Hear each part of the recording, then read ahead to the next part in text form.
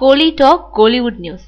ஆந்திராவில் மோதும் சூர்யா அஜித். கௌதம் மேனன் இயக்கத்துல அஜித், அனுஷ்கா, த்ரிஷா நடிச்ச என்னை அறிந்தால் திரைப்படம் தமிழ்ல பிப்ரவரி 5 அன்னைக்கு வெளியாச்சு. என்னை அறிந்தால் படம் தமிழ்ல வெளியிடப்படும் அதே தினத்துல தெலுங்குலயும் வெளியாகும்னு சொல்லப்பட்டது.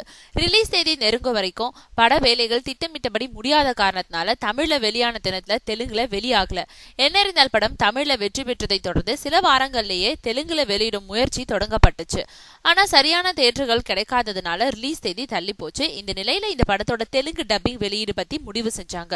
ஒரு வழியா கடந்த 15ஆம் தேதி அன்னைக்கு இந்த படம் ரிலீஸ் ஆச்சு. எந்தவாடு காணின்ற பேர்ல தெலுங்குல ரிலீஸ் ஆகியிருக்கு. ஆந்திரா மற்றும் தெலுங்கானாவில 150க்கும் அதிகமான திரையரங்குகள்ல எந்தவாடு காணி வெளியாகி இருக்கு. ஆந்திராவில மட்டும் இல்லாம கர்நாடகாவிலையும் இந்த படம் வெளியாகி இருக்கு. அஜித் நடிச்ச படங்கள்லயே தெலுங்குல அதிக திரையரங்குகள்ல வெளியான படம் இதுதானா.